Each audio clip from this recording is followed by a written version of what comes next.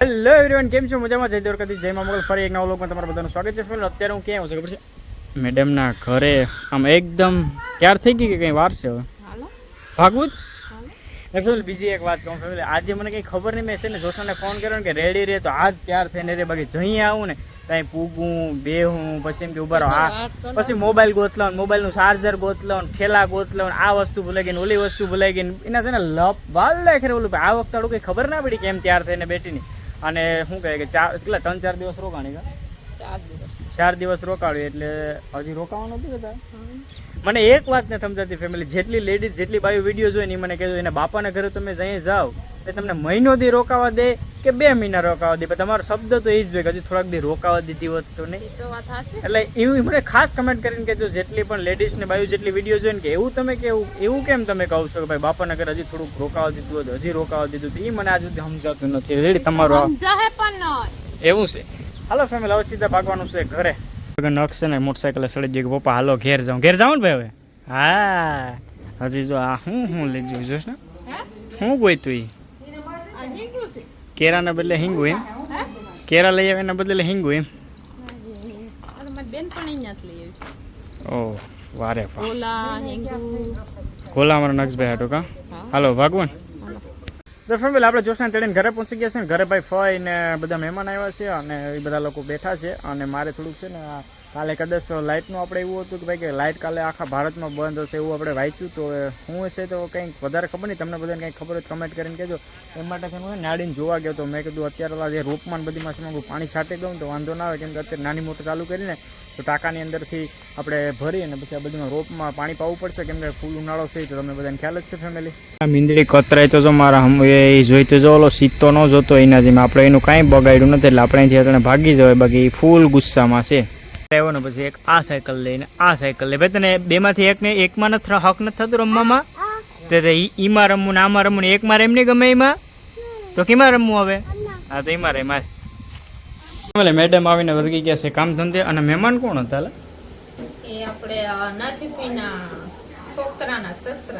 અચ્છા, એટલે આપણા ફઈના જયદીપની ઘરવાળી ને એ બધા આવ્યા હતા એમ ને.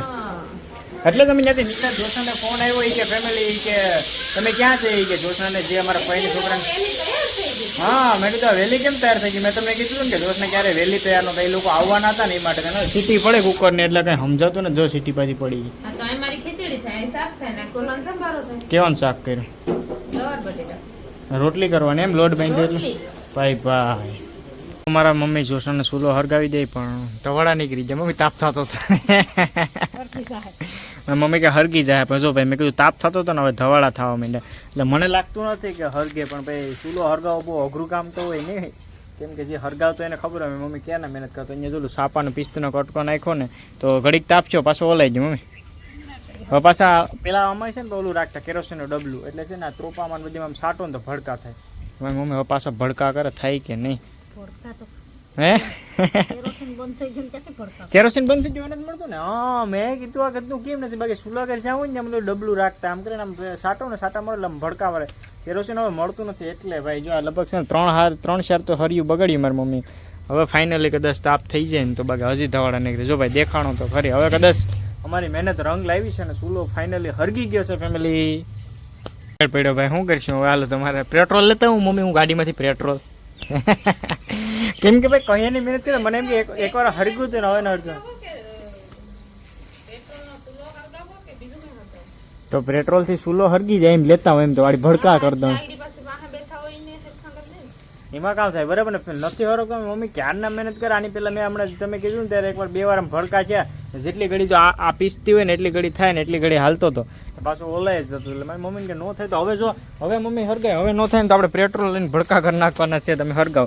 મેં મમ્મીએ જાય કેટલી બધી જાય હરિયું ભેજ્યું કર્યું 4-5 તો હરિયું મમ્મી કહે ના હરગાવ એવું ભાઈ કે મુરે થઈ છે મમ્મી, આનું મુરે થઈ છે જોઉં તમે હરગાવાનું ત્યાં થાય. હા જો હવે એવું લાગે કે અંદરથી ધવળ નહીં થાય પણ હવે સૂલો હરગે ને પછી જ તમને હું બતાવું કે અમારાથી કેટલી ઘડી હરગો ને એ બરાબર ફેમિલી. 15 મિનિટ પછી અમારો સૂલો હરગી ગયો. મારી મમ્મીએ ગમે એમ કરીને હરગાવી દીધું એટલે હરગાવી દીધું. હવે મેં ન બોલાય કાં તાપ બેસી જાય પછી. હવે ભાઈ તાવડી બાવડી મૂકી દે ને હવે જોશના બનાવશે ગરમા ગરમ રોટલી. પછી આપણે અહીંયાથી જ ગરમા ગરમ રોટલી ખાતા જાઉં. અને શાક તો લગભગ જોશનાએ કીધું હતું ને કે બટાટાનું રીંગણાનું એવું કંઈક બનાવ્યું છે અને લોટ બોટ બાંધી લીધો. જો જોશના આવી ગઈ. જોશના આજ મહેનત થઈ ચૂલો હરગાવવામાં. અમને એમ હતું કે તારા હાથે મુહૂર્ત હોય ને કદાચ આપણે જોશના પેલા કહી દીધું કે તમે કે મમ્મી દીકરી ભાઈ ચૂલો હરગાવો ક્યાંય લોટ બોટ બાંધી લો. એટલે મમ્મીએ જ તને શીખવાડ્યું હોય પણ અમને એ વાત સાચી ફેમિલી પણ આપણે એવું હોય ને કદાચ કે ભાઈ મુહૂર્ત આ ચૂલો એમ કહેતો હોય કે ભાઈ જી મારે રોટલી કરશે ને એના હાથે જ મારે હરગવું. મને હરગાવતા જ નથી આવડતું. નહીં મને શીખડાય. તારે બધી હરગાવી તો આવડે ને એમણે ના આવડે.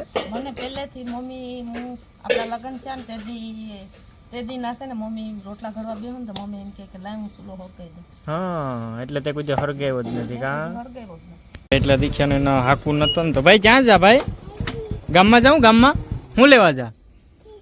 હે હું લઈ દે તને તાર કાકો? હે આઈસ્ક્રીમ લઈ દે હે? મારા હાથ લેતા હોય ને આમ જો કેટલા 2 હો 1 કે 2 એટલા દીખ્યાનો નતો તો એ ગાડીમાં ભાઈ કોઈ લઈ ન જતું ત્યાં ને ત્યાં હોય ગામમાં જોશના એટલે ત્યાં કોઈ લઈ જવાનું ન હોય તો અત્યારે ભાઈ નાખું ને હાલી કે ગાડી લઈ લે ને હવે લગભગ એને મેં આઈસ્ક્રીમ લેવરાવી છે એ અમે લઈને આવ્યા છે પ્રસાદ. આ પ્રસાદ કેવાનો છે? હું કે કોણ લઈ આવ્યું? હમણાં મંડપ ઉતરો ને એટલે અમે મંડપ કરવા તો ગયા હતા. તો તમને બધા બ્લોગ જોઈ છે ખબર છે પણ ઉતરો ત્યાં પ્રસાદ આપ્યો છે તો આપણે પ્રસાદ 100 રૂપિયા ગાંઠિયાના લઈ લે. આનું ઓલું બહુ હોય કામે પ્રસાદ. પ્રસાદમાં ભાઈ મીઠાઈ ને રધી તો હોય જ કેમ કે ભગવાનનો પ્રસાદ હોય ને એટલે તો આપણે જમવાનું છે પણ છતાંય આપણે આ પ્રસાદ લઈ લઈએ ભગવાનનો. જય રામદેવ કે હતી ને એ માટે થઈને જો આઈસ્ક્રીમ છે ને ભાઈ એકદમ ઓલા જેવું થઈ ગયું. આપણે ઢીલું એટલે આપણે ઓલું હું એટલે દહીં જેવું થઈ ગયું ભાઈ. આ ભાવે તને આગતનો ખાહે નહીં આ તો લગભગ નક્ષ ભાવે ભાઈ. હમણાં એટલા દી ત્યાં રોકાણો છે ને આઈસ્ક્રીમ તો ખબર નહીં ખાધું હશે કે નહીં ખાધું હશે ને ખાધું તું ત્યાં આઈસ્ક્રીમ? હા ત્યાં કોણ લઈ આવી તું દાદા? નાના એના નાના ખવડાવી દેતા એમ ને ભાઈ. ભાઈ ભાવે તને ભાવે? આ ભાવે ને? હા આખું લઈ દીધું પાછું આખું ને હાથ કરે બાકી આખું પાછું લઈ નહીં દે ખબર છે તને? હા તો ફેમિલી જમી લીધું છે ને રૂમમાં આવી ગયા છે બસ. અને જો જોશના અત્યારે અહીંયા ઠેલો એનો બધે હતો ને એ બધું શું કરે જોશના? કઈ નહીં ઠેલો તો ખાલી કરવો જો ને હવે તો તમને ક્યાંય જવા નહીં દો તો ખાલી કરી નાખો ને ક્યાંક જવા દે તો ભેરો રહેવા દે. હવે જો ભાઈ ફેમિલી આ બધીમાંથી ખાલી કરે છે એના કપડાં અને કબાટમાં મૂકે છે. અને ભાઈ અમારે છે ને કાંઈ વાંધો જોશના એમ કે ક્યાંય જવાની તો વાંધો નહીં ફેમિલી. હમણાં 2 થી 3 દિવસના અંદરમાં તમારે બહાર જવાનું છે.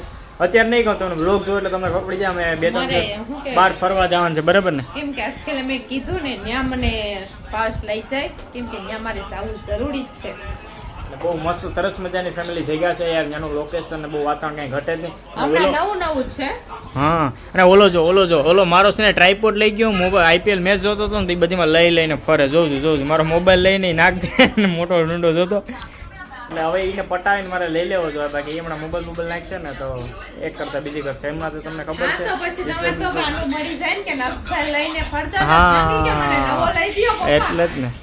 એટલે ફાઇનલ ફેમિલી બાકી આજનું બ્લોગ કરી દઈએ છે. બાકી કેવો લાગ્યો જરા કમેન્ટ કરીને કહેજો. ચેનલમાં નવા હોય તો સબસ્ક્રાઈબ કરવાનું ભૂલતા નહીં. બાકી નવો બ્લોગ લઈને આવું ત્યાં સુધી તમારા બધાનું ધ્યાન રાખજો ફેમિલી. જય દ્વારકાધીશ, જય મા મંગલ, બાય બાય.